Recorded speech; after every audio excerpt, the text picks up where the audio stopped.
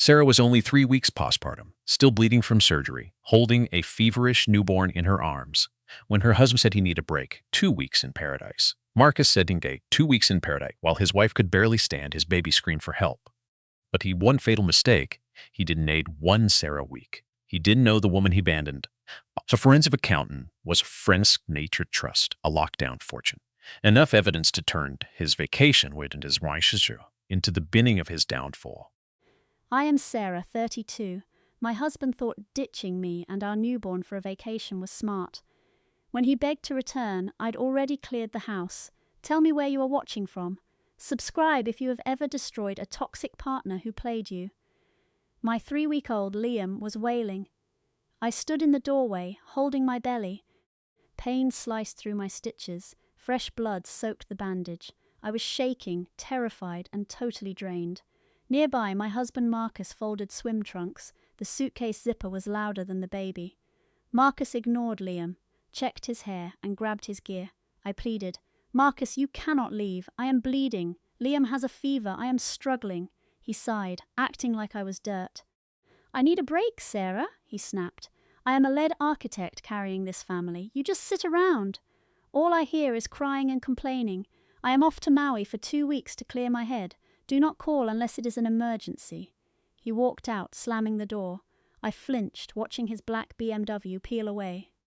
I am a forensic accountant who hunts financial fraud, yet I was a mess on the floor.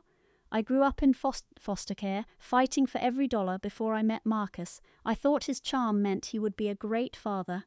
Instead, he left me hurting while he went to party. I held Liam close, sobbing into his blanket. Every breath sent sharp pain through me. The doctor required total rest. Marcus knew this. He had sat in the hospital acting like the perfect husband. It was a show. Once home, the reality of a crying infant killed the act. We lived in a $2 million home. Marcus bragged about the custom design to everyone. What he didn't know, what his ego never checked, was that the house was mine. I bought it via a trust years ago. His name was nowhere on the deed. But in the nursery, looking out at the driveway, my money felt worthless. It couldn't stop the bleeding or make him love our son. I grabbed my phone, hands trembling.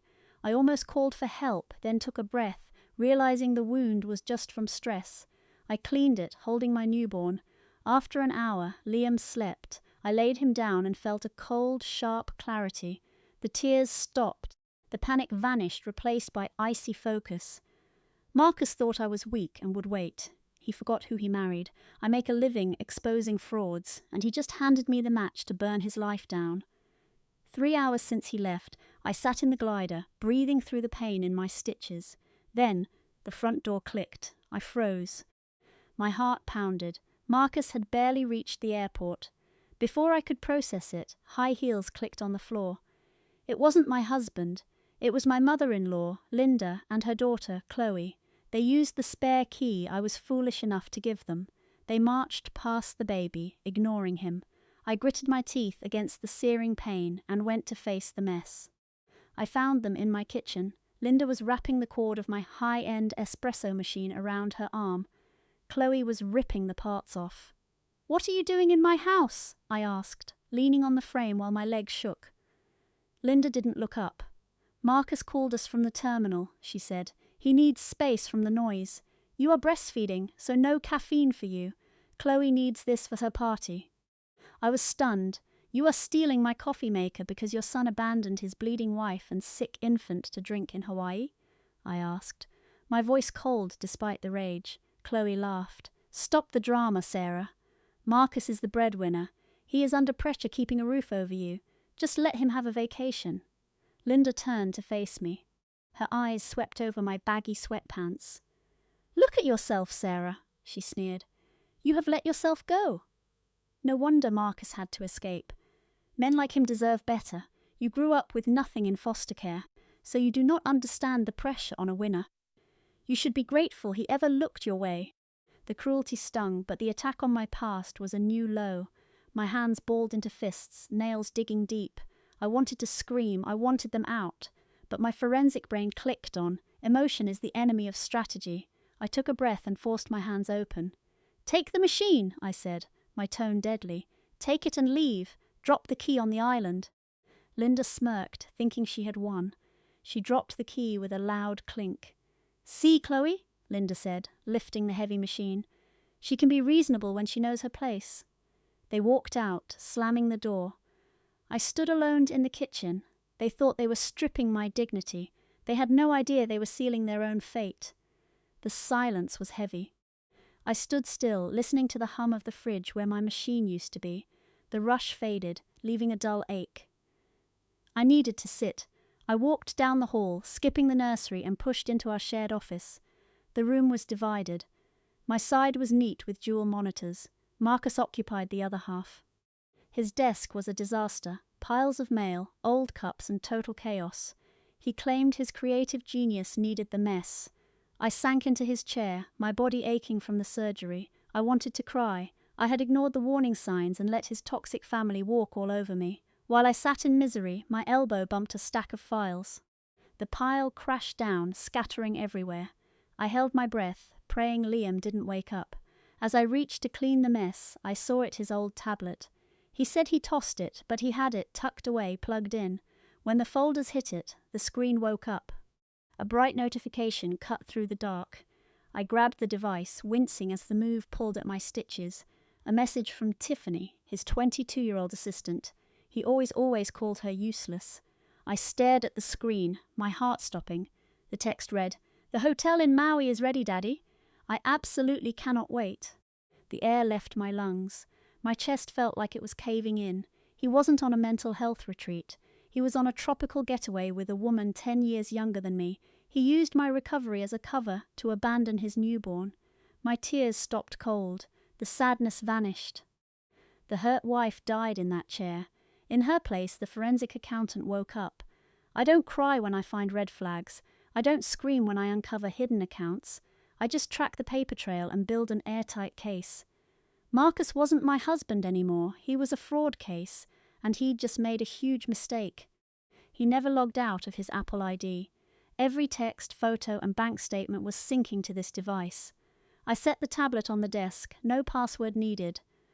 I went to my own station and powered up my monitors. Time to follow the money. The blue light washed over the room as I got to work. Marcus was predictable. He thought he was smart, but his security was a joke. I mirrored his tablet to my screen. He used the same simple password for everything: his birth year, his old frat letters, and a mark. I was in. As an expert, my eyes are trained to spot the tiny holes in the data. I searched for flights and bookings. Receipts for the Maui trip appeared. First-class tickets, a luxury suite for 2 weeks, fine dining. The cost was massive, but the payment source was the real shocker. It wasn't his card or our joint account. I opened our banking app to track that routing number. I dug into our private sub-accounts and felt my blood run cold. It was Liam's college fund. I had started that account before we were even married. Growing up in foster care with nothing, I was determined to give my son a future. I had poured every bonus I ever earned into that fund. Marcus barely added a cent, always saying he needed his commission for our lifestyle. When Liam was born 3 weeks ago, I made it a custodial fund. Since Marcus was the father, the bank added him as a signer. The balance now? 0. I checked the logs. 3 days ago, while I was recovering from surgery, he drained it. He stole $80,000 from his own son. He tried to hide it in a holding account, but money always leaves a trail. I tracked the emails. 10,000 went to the Maui trip with Tiffany. That meant 70,000 was still missing. I felt sick. He wasn't just cheating, he was funding his secret life with our son's future. While I was recovering in the hospital, he was planning how to cover his tracks. He thought I would be too tired to notice. Wrong. I saved every PDF, every email, every receipt. I put them in an encrypted file. I wasn't just a wife anymore, I was building a federal case. I just needed to find that missing 70,000. If it wasn't for the trip, it was an asset. I went back to his messages. The autopsy of his life had begun. I looked at the holding account where he hid the rest of the stolen money. Marcus wasn't a genius, he was sloppy. I saw a transfer to a new limited liability company. I scanned the state registry. Minutes later, the documents appeared. He named it Blue Sky Holdings, created just weeks before Sam was born. The arrogance was blinding, but I stayed sharp. The funds moved 48 hours ago, not to crypto or a standard bank, to a luxury dealership in the city. Julian wired the stolen money to a car dealer. My fingers blurred as I accessed our internal fraud portal. I entered the transfer details. The system flagged a match, a new Mercedes G-Wagon. The price tag hit 100 grand, a huge down payment with a high-interest loan. I checked the registration. The owner wasn't Julian. It was his assistant, Chloe. He used the college fund I started for our son to buy her a luxury ride.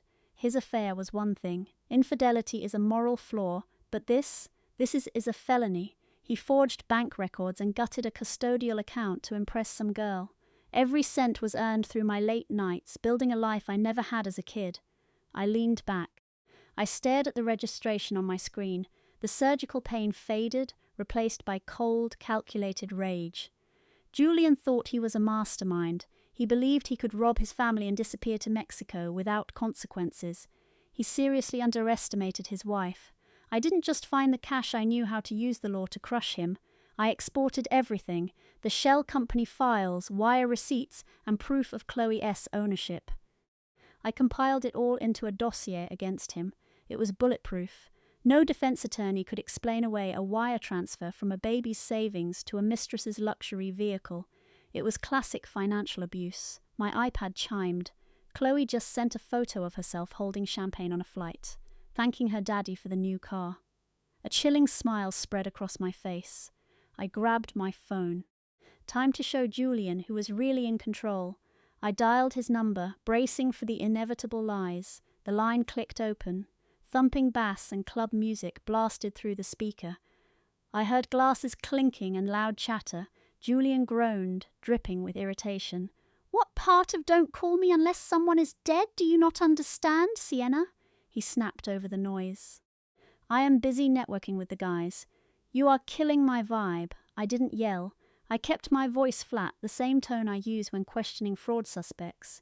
"You are not networking, Julian. You are in a Tulum suite with your assistant, Chloe. While you played sugar daddy, I was busy investigating your shell company." The bass thumped, but the line went silent for 5 long seconds. I could hear his brain racing, trying to guess my hand. When he finally spoke, his tone shifted to a condescending laugh. "Oh my God, Sienna, listen to yourself. You sound unhinged. The doctors warned me about postpartum hormones, but I never thought you would spiral into full-blown psychosis. You are delusional." I ignored his attempt to gaslight me. "Save it, Julian. I know exactly what you did. You forged documents. You drained 80,000 from our son's savings, funneled it through a shell account, and put a down payment on a car for Chloe."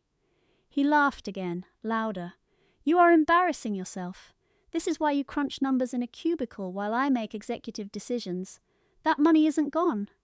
It is tied up in a lucrative venture my partners tipped me off about. The returns will be astronomical. I moved the funds to maximize our wealth because you are too conservative, and the car," I pressed, refusing to let him spin this. "Chloe is a junior employee helping with the paperwork because I am too busy running the firm." He lied without a beat. "She needs a company vehicle. It is a tax write-off. You are sitting alone, exhausted, letting your hormones invent a cartoon fantasy. Chloe is not in Mexico. I am here with friends having a beer. Log off the computer, take your meds, and sleep." His ability to lie without stuttering was terrifying. If I were just an exhausted mother who didn't understand the mechanics of fraud, his gaslighting might have worked. But I was looking at the state registration, proving his every word was a deception. "You are a liar, Julian," I said evenly. "I have the wire receipts, the incorporation files, the title. The money was stolen from your son. The fake amusement vanished. The music seemed to fade as his breathing grew sharp. His mask of the patronizing husband shattered, revealing the vicious narcissist underneath. He realized I wasn't backing down. The club noise muffled as he stepped away. Julian moved to the balcony so his mistress wouldn't hear his rage. When he spoke, his voice was low and trembling. "Listen to me, you ungrateful psycho," he hissed. You think you are smart because you can read a bank statement? All you proved is that you are a paranoid, unstable woman who cannot handle a baby without having a breakdown. I stayed silent, letting him dig his own grave. My calm only fueled his rage. He wanted a messy meltdown to justify his toxic behavior. When I gave him nothing, he spiraled, admitting to everything while painting himself as the victim. Yes, he bought Chloe that luxury car. He snapped, his voice dripping with entitlement. We are in Mexico, he bragged. You want to know why? Because she actually respects me. She treats me like a boss, while you treat me like a roommate. You have been cold for months. I deserve to enjoy the life I built. If you think you will ruin my reputation over some money, you are delusional. He paused to breathe, clearly pacing on the balcony. Here is what happens now, Sienna. Delete those screenshots. Log out of my accounts, put the iPad back, and shut your mouth. If you make a scene, tell my mother or contact my firm. I will rain hell down on you. His threats were cold and calculated. They were aimed at my deepest fears. I will hire the most ruthless attorney in this state, he continued, his voice vibrating with malice. I will file for divorce today. I will drag you into court and use your medical records against you. You are on heavy pain meds from your surgery. You have a documented history of anxiety. I will tell the judge you have postpartum psychosis and are a danger to our son. I will take full custody before you even know what hit you. You will be lucky to get supervised visits.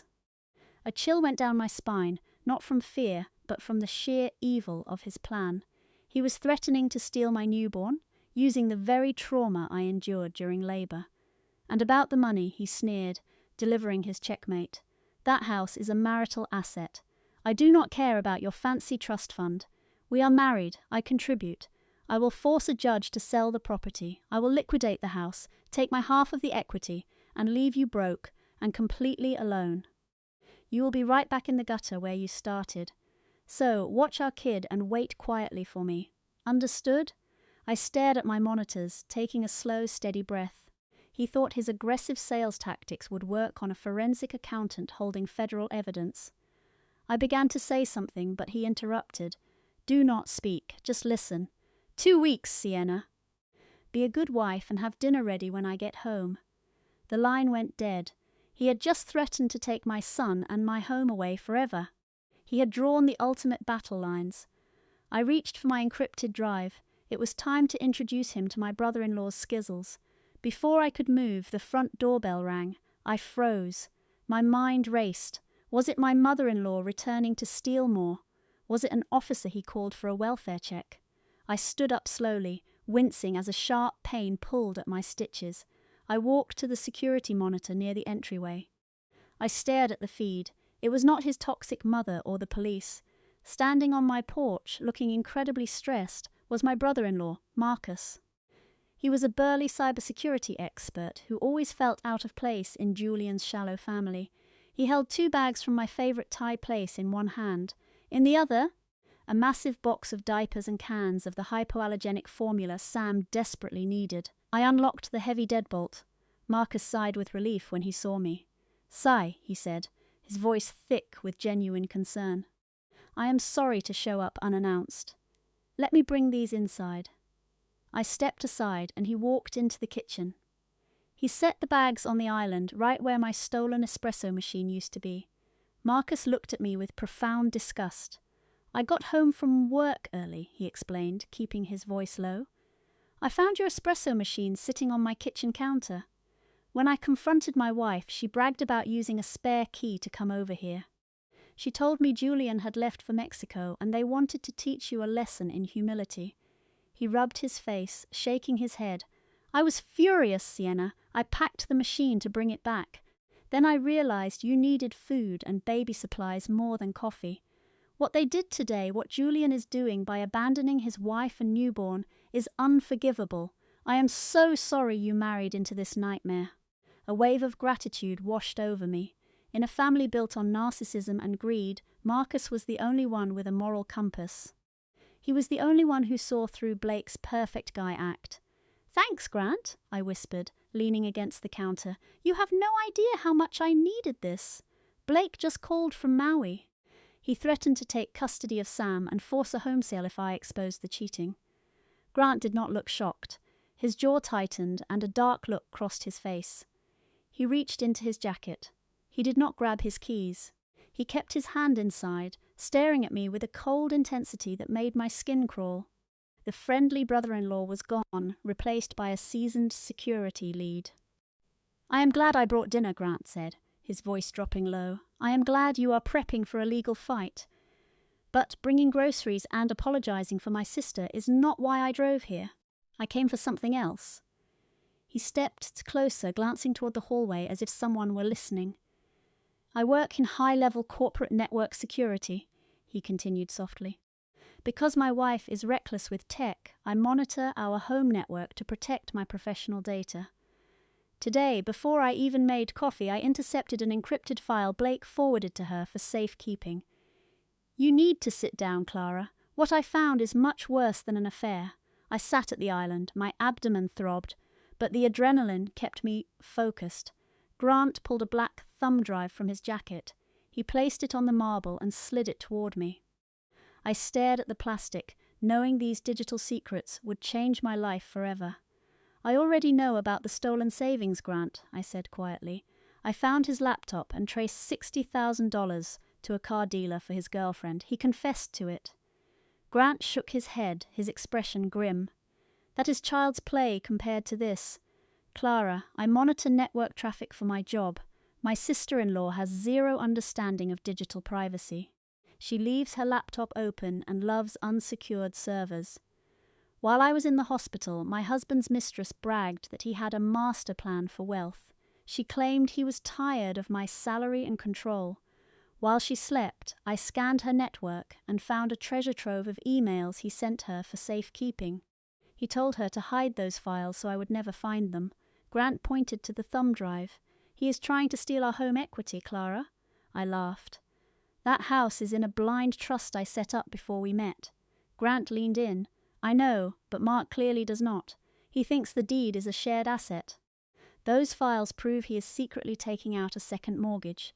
He applied for a $100,000 loan through a shady lender using both our names."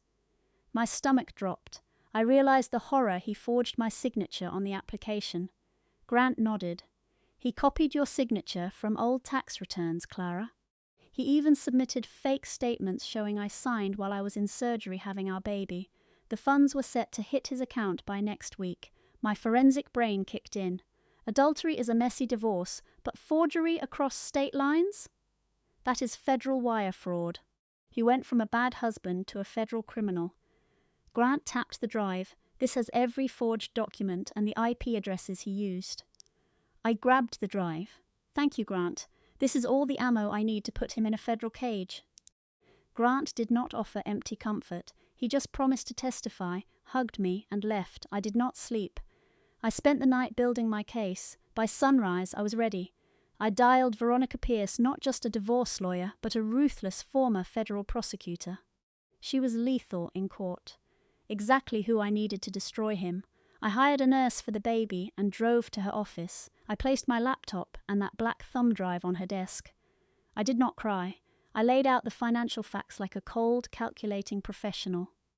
I showed her the drained savings, the shell companies, and the forged mortgage application. Veronica scanned every detail. Finally, a predatory smile formed. "Your husband is a fool, Clara." She leaned back. "He just handed us a weapon. We are not just divorcing him, we are annihilating him. He stepped out of his depth when he committed fraud against a forensic accountant." Veronica locked everything down. I moved my salary to a private account at a new bank. I placed a hard freeze on my credit, instantly killing his loan application before the lender could fund it. Then we went after our shared assets. I withdrew half the joint savings, leaving him exactly what he was owed. I cancelled every credit card where I was the primary. I watched them go dead on my screen. His premium cards for fancy dinners and luxury flights were suddenly worthless plastic. I did not block him yet. I needed him to stay on that beach in Mexico, thinking his master plan was perfect. I became a ghost in my own marriage. Every financial tie was severed. He thought he was the puppet master, controlling his exhausted wife from thousands of miles away. He had no clue his life was collapsing while he toasted with his mistress. The trap was set, but I was not done. Before the weekend hit, I decided his career needed to explode too. I went back to my home office, ready to destroy his fraudulent world. Mark loved bragging about exploiting corporate loopholes for commissions. He did not know those loopholes were his coffin. Cross-referencing the stolen savings with Grant's metadata revealed a fatal error. He parked that $60,000 in a dormant vendor account owned by his own employer. He used his corporate accounts to launder stolen cash into luxury cars. Grant found the proof.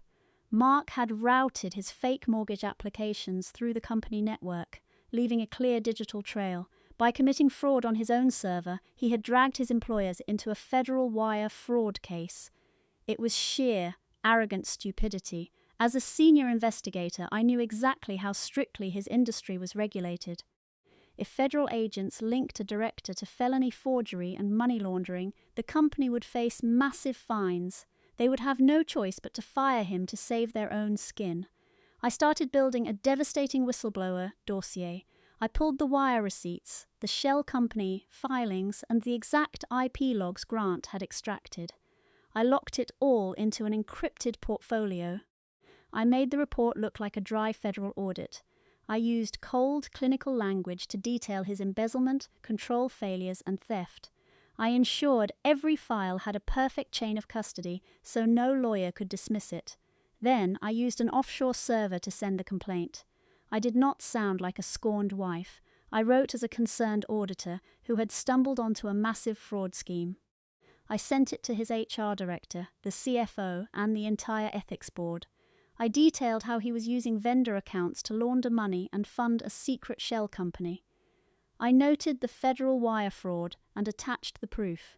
I finished with a warning: launch an immediate internal investigation and suspend him, or I would forward the file directly to the Securities and Exchange Commission and the FBI. My finger hovered over the mouse. I thought of Sam, then of Mark threatening to take him away. With one click, the email went out. It was Friday morning. By Monday, while Mark was sipping drinks in Maui with his mistress, the board would be in an emergency meeting. His access badges would be gone. They would wipe his laptop and turn it over as evidence. His career and his ego were officially toast. The trap was sprung. Now for the fun part. I had to ensure he had nothing to come home to. But first I had to deal with his mother. It had been 7 days since he left. My body felt stronger. Sam was sleeping, unaware of the war I was winning. The bomb was ticking and the bank was locking his accounts. I just needed the house sale paperwork to clear. Then, a frantic pounding at the front door interrupted my Friday morning. I checked the camera. It was Diane, looking impatient in a designer suit, clutching her handbag. She brought 2 big guys in grey shirts movers, with a truck parked in my driveway. I left the security chain locked and cracked the door. "What do you want, Diane?" My voice was flat. She let out an annoyed sigh. "Open the door, Clara," she barked, gesturing to the men behind her. "I need that antique mahogany table from your dining room for a dinner party tomorrow. Mark told me I could take it. Tell the movers to watch the floors." I stared at her, stunned by her nerve. I bought that table with my own bonus money 3 years ago. It cost $12,000, and Mark did not pay a cent. "You are not taking my table, Diane," I said, "and you are not bringing strangers into my house while my son sleeps." Her smirk turned into a sneer. "It is not your house, Clara," she snapped, grabbing the door. "Mark pays the mortgage. He makes the rules. Unchain this door." I did not budge. "Leave my property now," I whispered. "I will not ask again," Diane snapped. She started screaming at the top of her lungs for the whole street to hear. "You are a crazy, hoarding lunatic," she shrieked, pointing at me. "You are stealing from your husband while he is away. I am calling the cops. I will have you arrested." "I will tell them you are having a breakdown and holding his assets hostage." The movers shifted, looking awkward. My neighbours started peeking out to watch the show. She pulled out her phone, waving it around. "I am dialing 911, she screamed, waiting for me to panic and open the door. I just smiled. My smile froze her in place. Go ahead, I said quietly. Call them. Tell the dispatcher you brought a moving van here to steal my custom furniture. Tell them you re-breaking in while my infant is sleeping inside. Let's see how the police handle a home invasion. Before she could react, a heavy engine rumbled down the street. A cruiser rounded the corner, lights flashing against her moving truck. Brenda smirked, looking smug. One of my neighbors must have called. You re-going to jail, she snapped. 2 officers marched up the path. The movers backed off, hands up. Brenda scrambled down the steps, turning on the tears. She shifted from intruder to victim in seconds. Officers, thank heavens, she cried. My daughter-in-law is unstable and won't let me take my son's things. The tall officer ignored her. He looked right at me. Are you Maya? He asked. I nodded. Yes, officer. He turned back to the woman on my lawn. And you are Brenda? He asked, checking a thick file. She nodded confidently, waiting for me to be arrested. The officer shoved a stack of papers into her chest. She looked down in shock. Brenda, you are officially served with an emergency restraining order.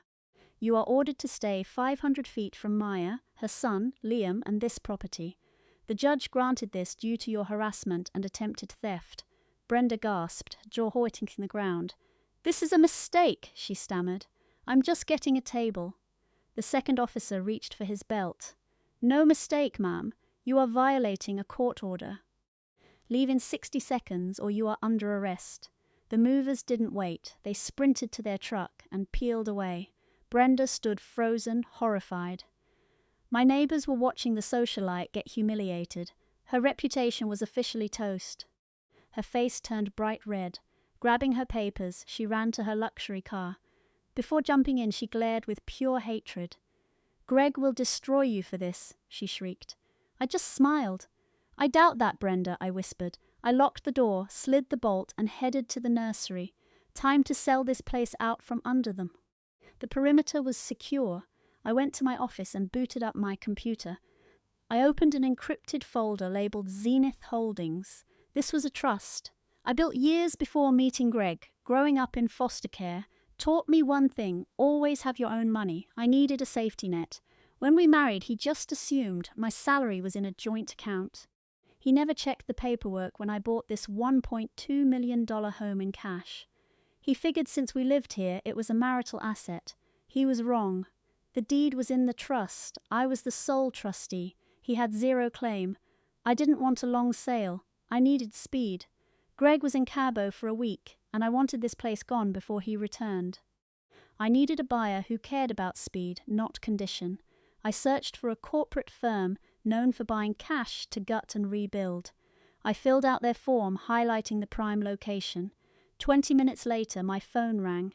A senior director was on the line. I told him I was the sole trustee and motivated for an immediate, unconditional cash sale. The director was skeptical. I told him I would drop the price for a 5-day closing with no inspections. When I named the figure, his greed took over. He sent an agent to look at the exterior within the hour. By afternoon, the contract was in my inbox. They offered $850,000 cash a steal. I didn't care. The speed was worth it.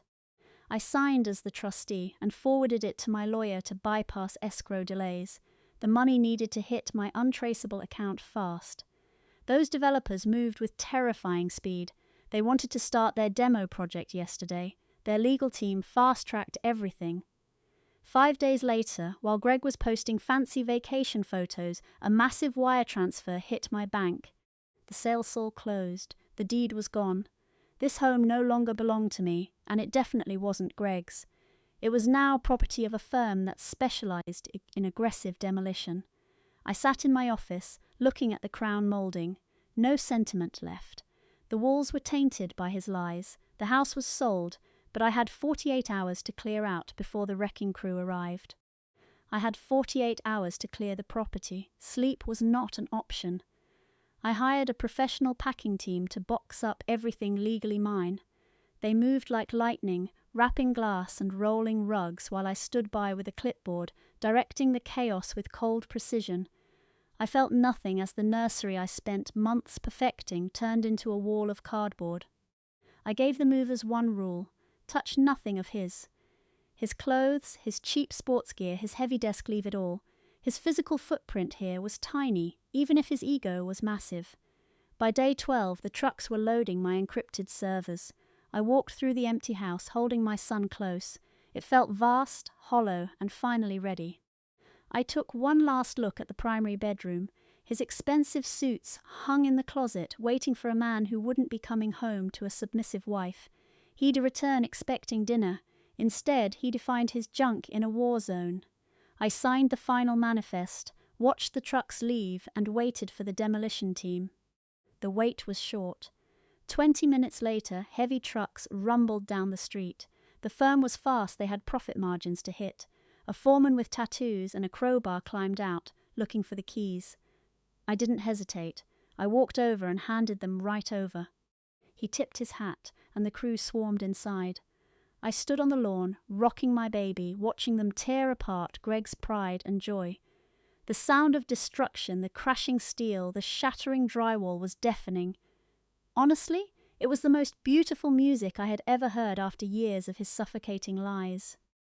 Through the windows, I watched the foreman swing a sledgehammer into the imported kitchen island. It shattered. Another worker ripped the custom cabinets off their hinges. They were gutting the place to the studs. That antique chandelier he loved to brag about, tossed into a metal dumpster. Dust coated everything, settling over his suits like ash. The sanctuary was now a hazardous sight. His fake reality was turning to dust. I secured my baby in his seat, walked to my SUV, and drove away without a backward glance. I left that neighborhood behind, heading into the hills.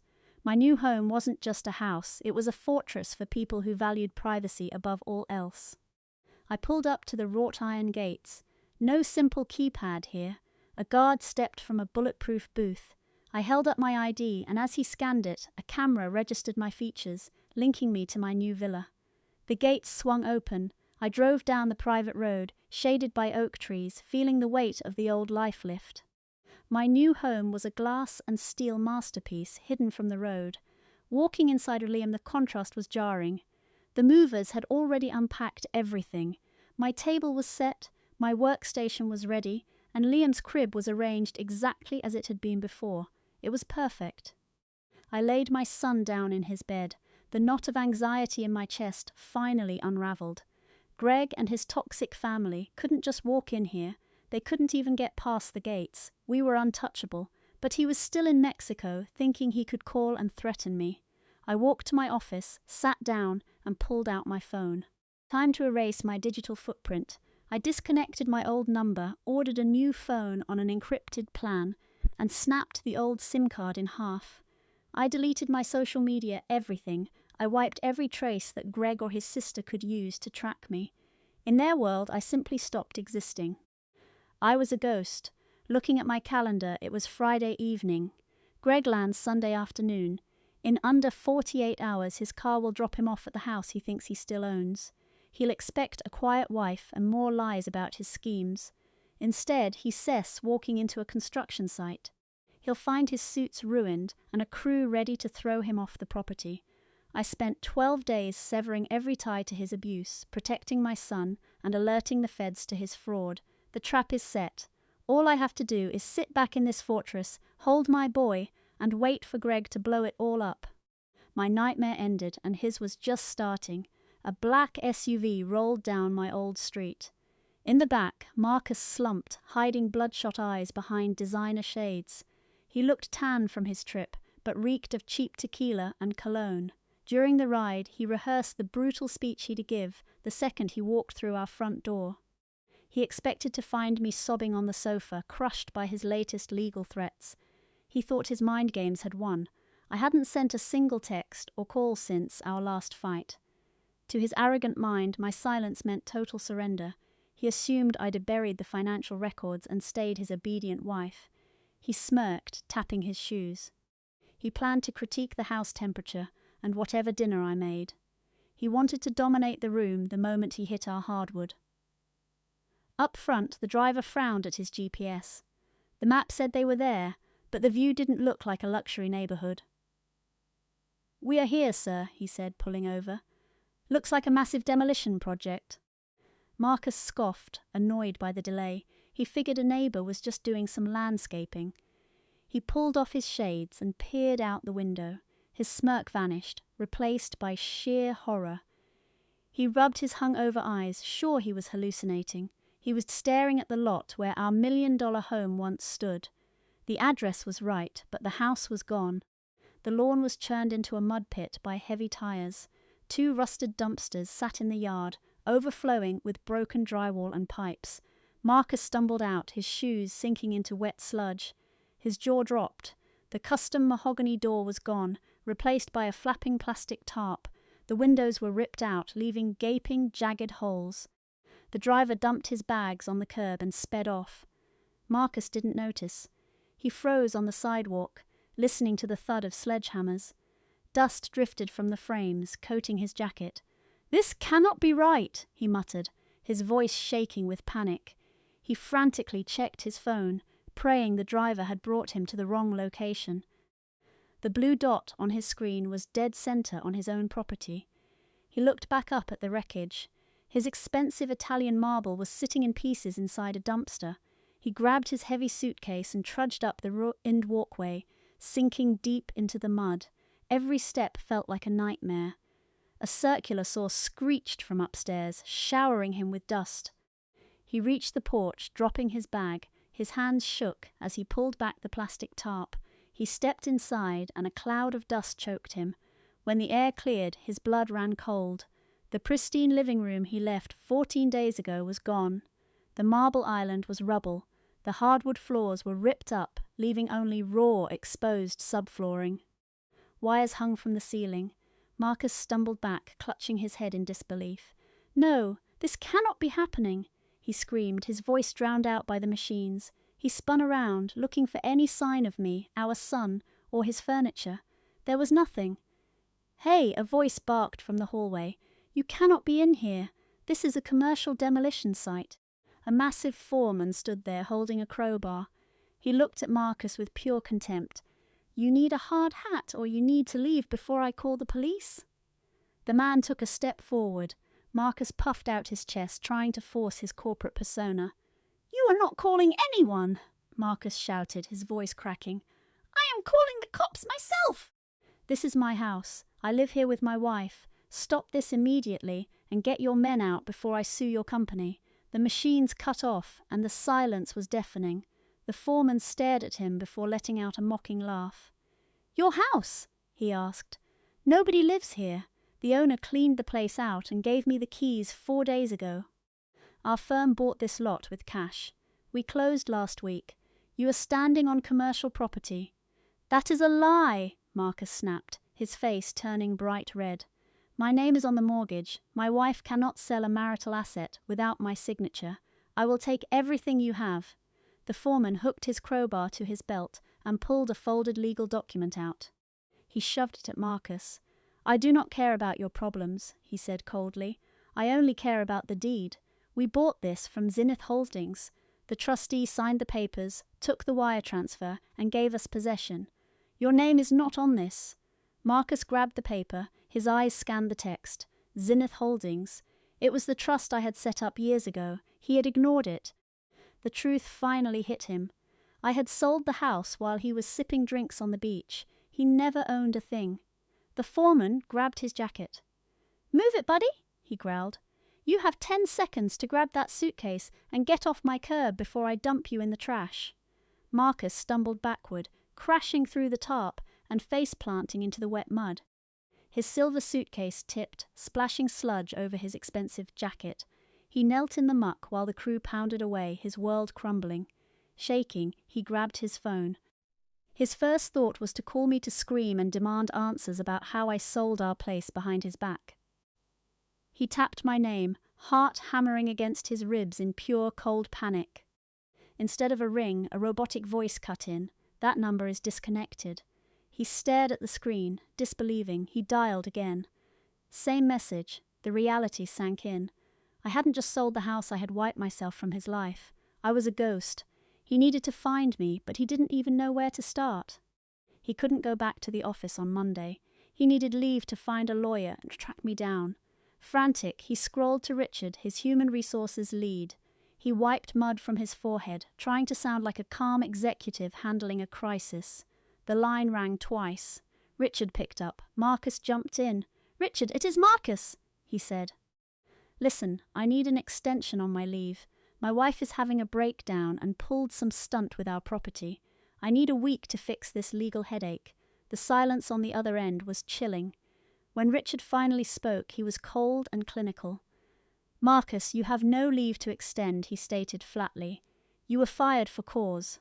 8 hours ago, your email is off. Badges revoked. Your laptop was wiped by security." Marcus stood frozen, his face draining of colour. "Fired?" he choked out. "What are you talking about? I am the top sales director. You cannot fire me while I am on vacation. You will not be suing anyone," Richard snapped back.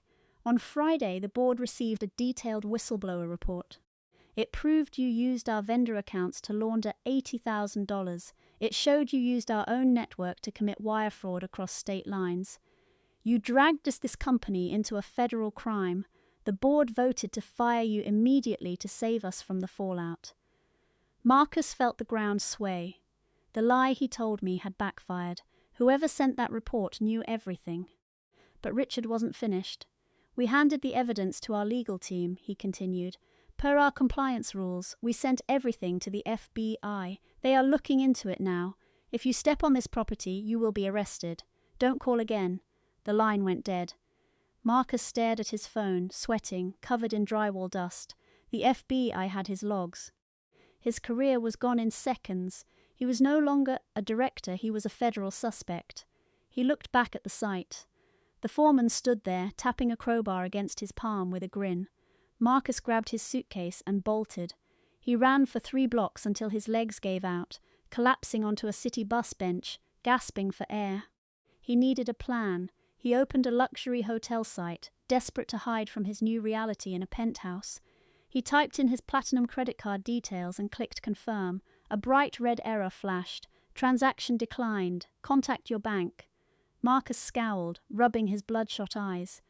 Maybe they flagged his card after his trip. He pulled out his gold corporate card and tried again. Same error. Panic gripped him. He opened his banking app, using his face to unlock it. Instead of his usual 6-figure balance, a massive warning banner blocked the screen. All his joint accounts were grayed out. A notice said the accounts were under a judicial freeze. A federal court order for wire fraud and forged signatures. I hadn't just taken my share, I had used the law to freeze every cent he had. He was at financial ground zero. No house, no job, no money. His arrogance finally vanished. He needed cash and a place to crash. He opened his messages and found Madison. He typed fast. "Madison! It is Marcus. My wife locked me out of my accounts and pulled something insane. I am on the street. Can you wire me a few grand for a lawyer? I will pay you back double." He watched the delivery status. A few seconds later, his phone chimed. Madison didn't send a kind reply. She sent a high-resolution photo. Marcus clicked it, and his stomach hit the floor. It was the brand-new Porsche he'd just bought her, currently hoisted onto a heavy-duty tow truck. 2 aggressive repo agents stood in the driveway with clipboards. A text followed. "You pathetic liar. The bank pulled the car because the down payment was stolen money. My credit is ruined because you put my name on the registration. You are a criminal. Stay away, or I am calling the police." A green bubble. She blocked him. Alone, with cards denied and accounts frozen, Mark was helpless. He could not afford bus fare. He walked 5 miles to his mother's place. The sun scorched him as he dragged his heavy luggage over cracked pavement, the wheels screeching against the grit. Gripping his designer bag, his body throbbed from a brutal hangover and sheer panic. He felt the cold glares of drivers stripping away his last shred of corporate dignity. Reaching his mother's upscale neighborhood at dusk, he collapsed against the heavy wood door, pounding his fist.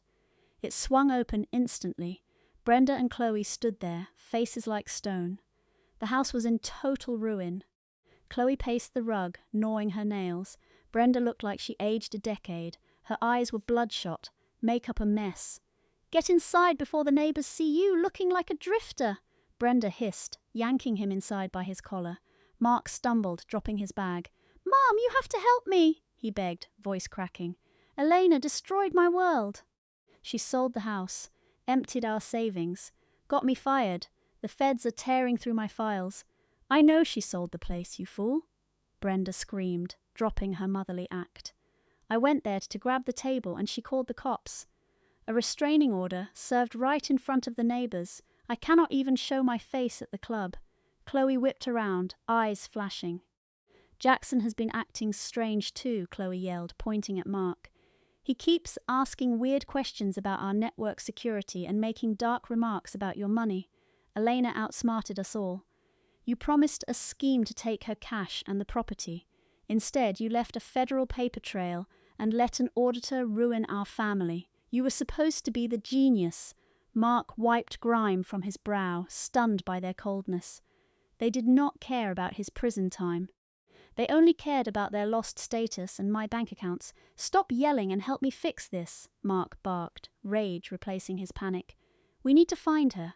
If I can get her in a room, I can twist her into dropping everything. She is my wife. She still loves me. I know how to control her." Brenda let out a harsh, bitter laugh. "You cannot control anything," she snapped. "But you are right. We need to find that woman before she ruins us." Brenda grabbed her leather wallet, pulled out her black card, and snatched her phone. "I am calling an elite private investigator," she announced coldly. "I do not care what it costs or what digital tricks he uses to bypass her firewalls. We are tracking her down tonight and ending this nightmare." Her card worked fast. By 9 the next morning, the investigator handed them an envelope with my new address. He traced the wire transfer from the property sale directly to my luxury rental. Brenda shoved Mark into the passenger seat of her SUV, Chloe piling into the back. They raced toward the hills.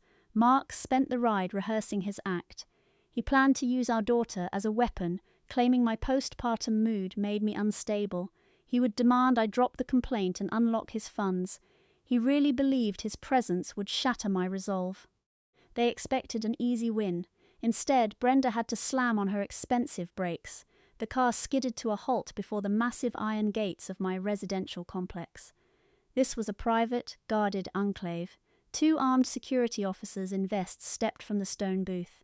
Mark rolled his window down, projecting his usual arrogance. "Open the gate," he ordered, waving a hand. "We are here to see my wife." "I demand access to her home," he barked. The lead guard did not blink. He kept his hand near his belt and looked down at Mark, expressionless. "Sir, this is a secure facility," the guard said, voice steady. "You are not on the list. Turn around and leave the entrance." Mark's face flushed deep red. His ego, already crushed by job loss, finally snapped. He shoved his door open and marched toward the guard. "Do you have any idea who I am?" Mark screamed, pointing at the guard's chest. "I am a senior executive, and that is my wife hiding in there." Brenda stormed out, losing her final shred of dignity. She marched to the iron gates, grabbing the bars and shaking them wildly. "Let us in right now," she shrieked. "She is holding my granddaughter hostage. I will have your firm shut down." Chloe jumped out, phone held high. "I am filming you violating our rights," Chloe yelled, ignoring that she was on private land. "I will post this everywhere and expose this corrupt place." The guards stayed unmoved. A screaming family of disgraced socialites meant nothing to them. The lead guard took a slow step back, creating space from Mark. "If you do not step away from the gate in 15 seconds, I will use pepper spray and detain you for trespassing," he warned. The guard stepped into his booth and hit the direct line to my villa. I was relaxing in the sun, holding Maya, sipping tea. That sharp, intrusive ring shattered the quiet. I picked up. "Miss Elena," the head guard rumbled. "We have 3 hostile people at the gate. They are screaming at my staff and demanding entry." I had already sent backup. Need me to call the police and have them hauled away? Looking at my sleeping girl, a surge of power hit me. The trap was set, exactly where I wanted them.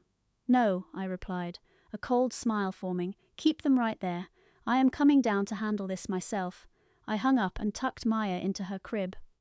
The nanny was nearby, so I ducked into my walk-in closet. Off came the loungewear. On went a sharp navy blazer and heels. I touched up my lipstick and caught my reflection. I did not look like the broken woman Mark ditched 2 weeks ago. I looked like a CEO in total command of her life and her empire.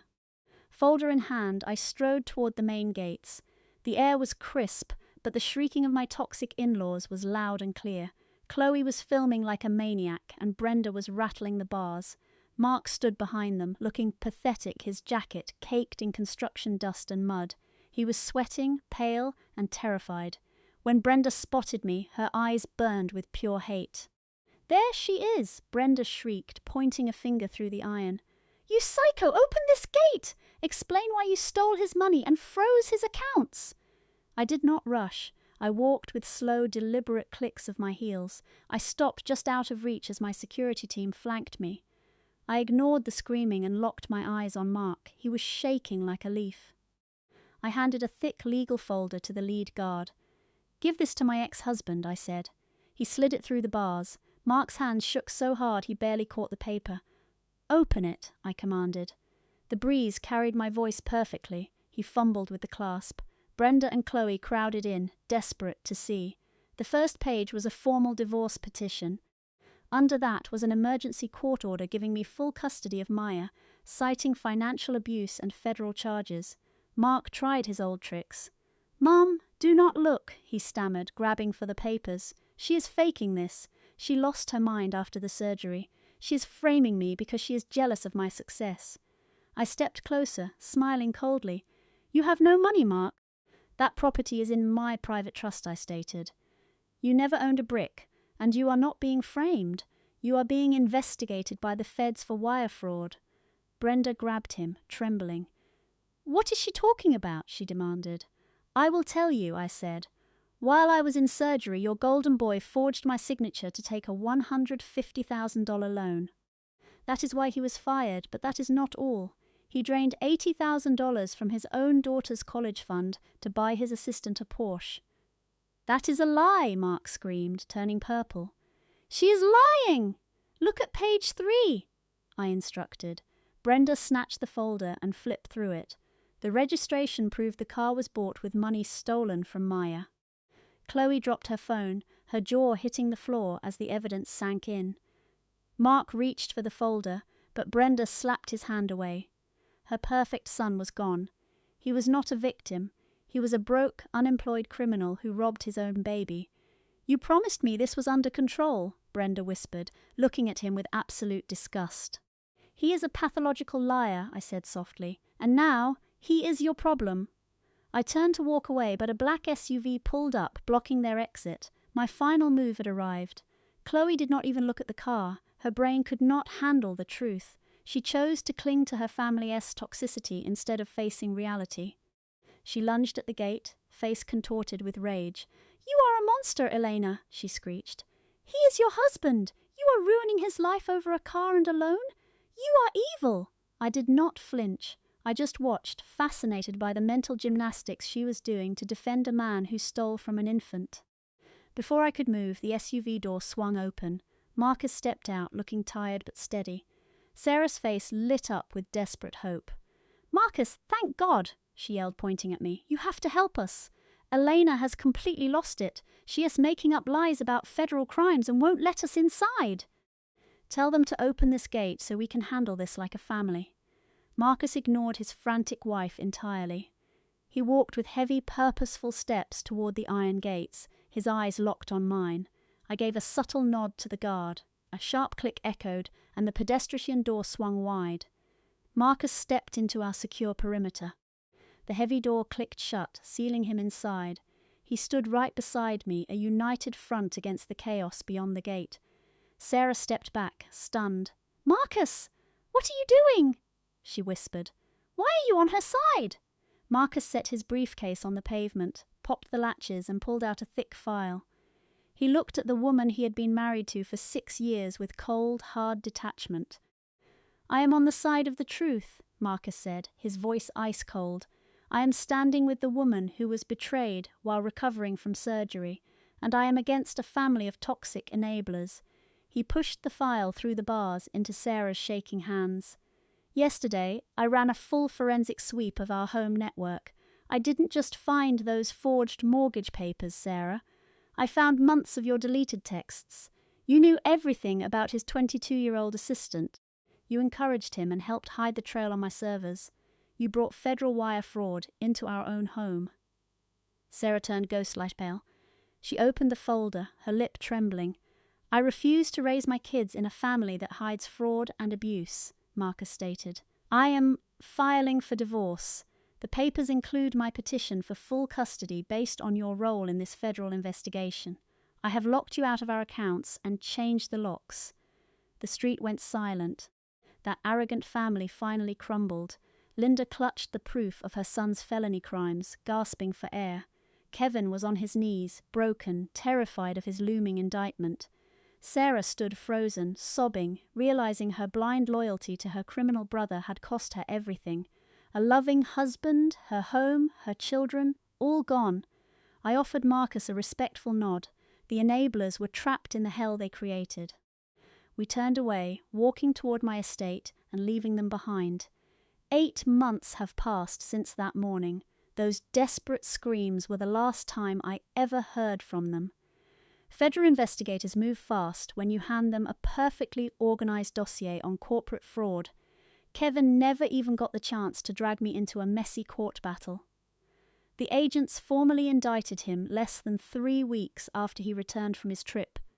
Faced with the network logs and those forged signatures, his lawyer pushed for a plea deal.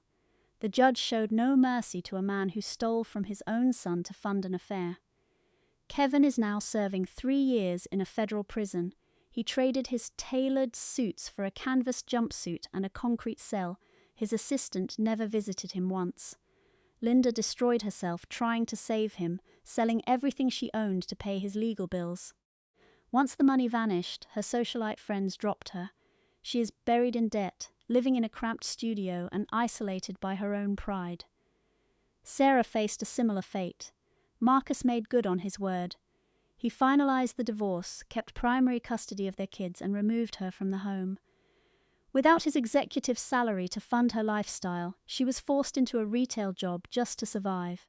The house of cards collapsed the moment they faced real accountability. Now I sit in the warm sun of my garden. A breeze rustles the trees around my home. I sip my tea, relishing this quiet, peaceful reality. Nearby, my son Leo crawls toward a pile of blocks. He is almost a year old, thriving and shielded from the toxicity that plagued my past. Marcus sits next to me, and we share a smile as Leo giggles. Marcus is more than a brother-in-law. He is family. We walked through the fire together and made it out. He brings his kids over every weekend, ensuring our children grow up with genuine love and clear boundaries. My empire is stronger than ever, and my trust is impenetrable. Looking back at that woman in the hospital bed, I barely recognize her.